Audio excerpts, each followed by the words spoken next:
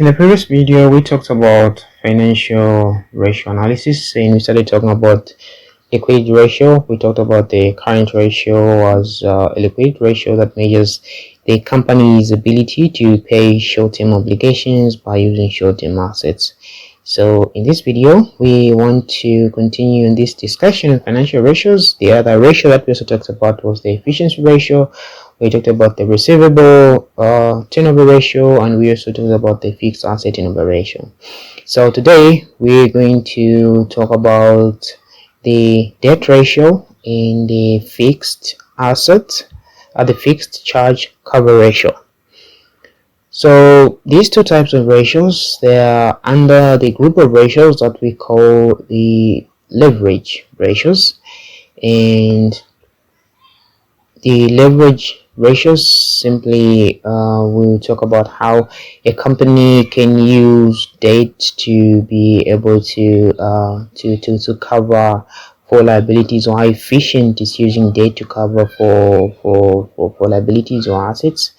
And also we'll talk about the fixed charge cover ratio, which will talk about the company's ability to pay for fixed charges. All right, so let me talk about the debt ratio. So debt ratio is just the company's ability or measure of how much debt it has on its assets.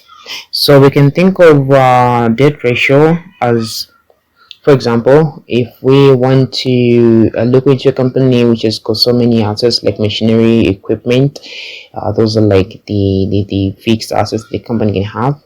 So on those assets, how many or how much debt does that company have? And that is what we call the measure is the debt ratio. So debt ratio simply talks about the total assets that the company have. Then we divide that into the total liabilities that that company has. So that is our debt ratio, which per asset that we have, how much debt do we have on that particular asset, and that will give us the debt ratio.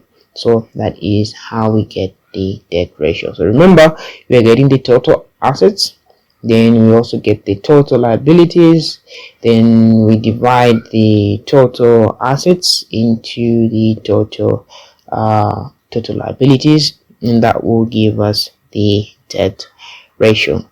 And how we can remember this is by, in the first instance, we talked about the current ratio, which is current assets divided by current liabilities. But as you can see, with the debt ratio, it's kind of different. We have got the current, the total liabilities divided by the total assets, and that will give us the proportion of the company's assets that are financed by debt, and that is what we call the debt ratio. So pay assets that you have, how much debt do you have on that particular asset? So total liabilities divided by total assets. The next leverage ratio is the fixed charge cover ratio. The fixed charge cover ratio talks about the company's ability to cover for fixed charges. We're talking about for things like interest rates or interest, and then we also talk about the expenses, lease expenses. So fixed charge cover is equals to the formula that we'll be using is for earnings before income and tax, that is the EBIT, plus fixed charges. Then we divide that by the fixed charges plus interest rate. So it will give us the company's ability to cover fixed charges. Example of these fixed charges are the interest rate and the expenses with regard to, let's say, leases or lease expenses. So that is the fixed charge cover ratio.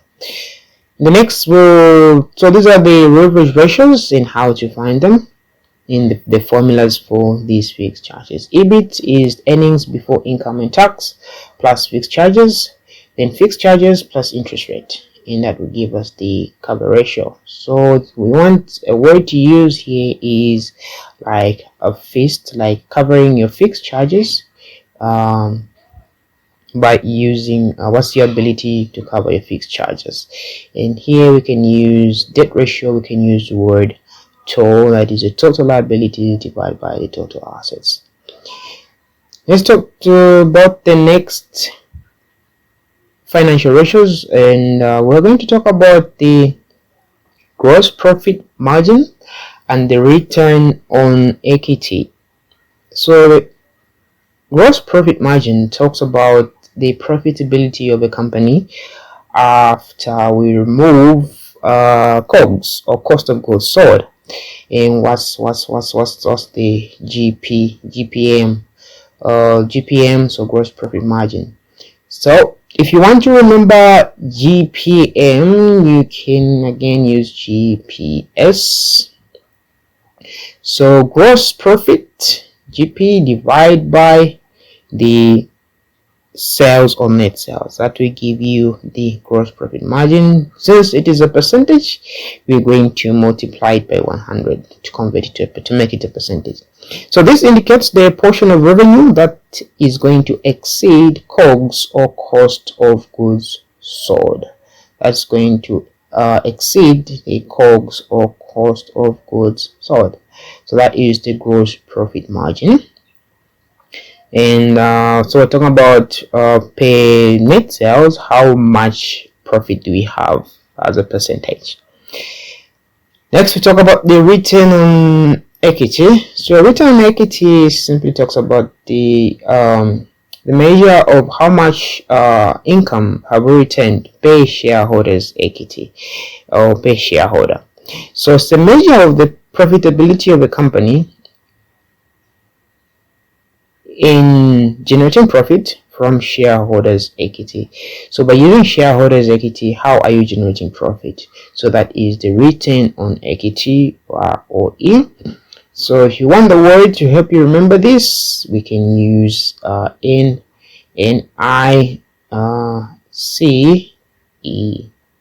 So which is the net income divided by shareholders' equity.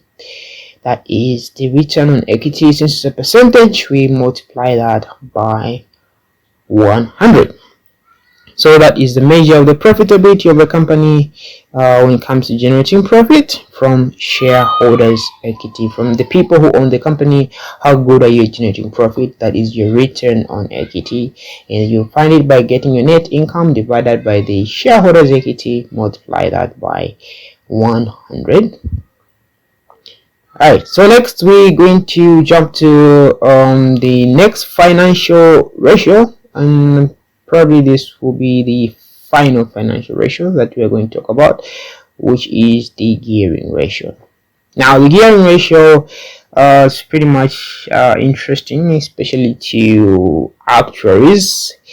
It talks about if a company, how a company can use or measure up to using long-term debt, or its capital structure, how long-term debt can influence the capital structure of a company. So that is on gearing.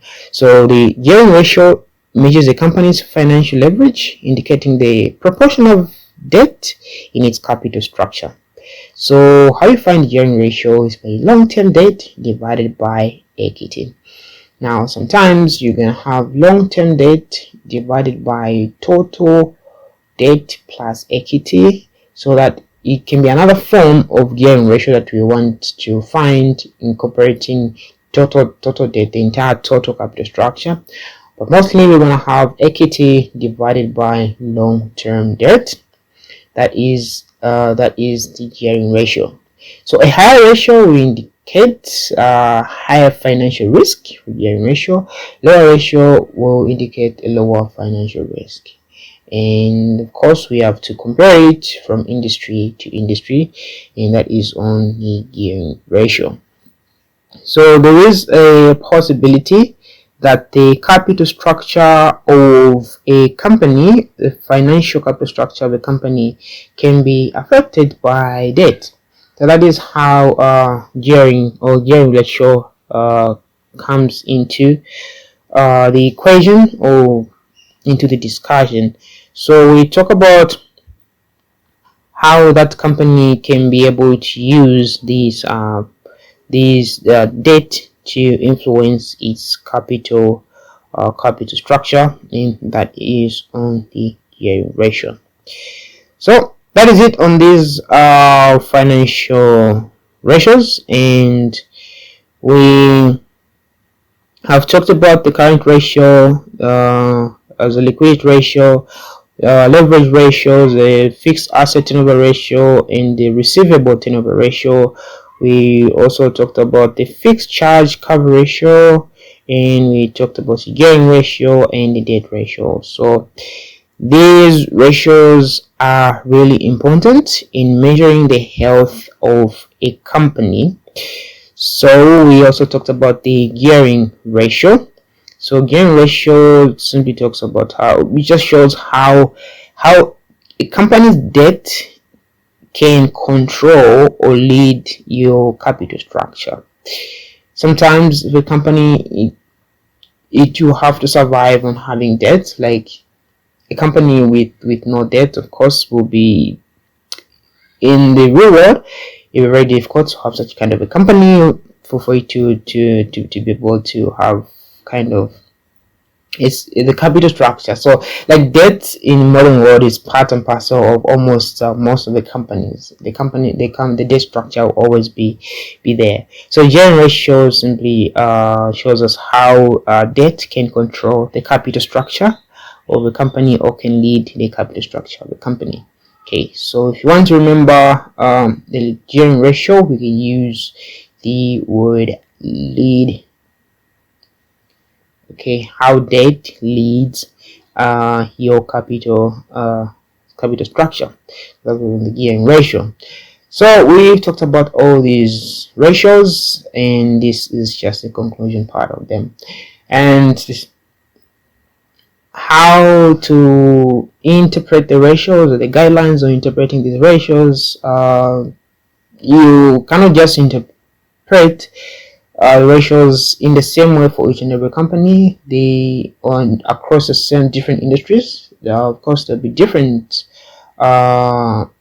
figures and numbers compared to other industries. So you compare with industry averages, and then you can analyze the trend over time, and then we also put into consideration the business cycle, the expansion, the downtime, and things like that. We can also account for the company size, and we also have to examine related ratios. So it's not like the gospel ratios, which are going to tell us the truth about a company. We have to put into consideration different things. So financial ratios provide us insights into a company's performance and the financial health of a company. So that is it, and we'll see you in the next video.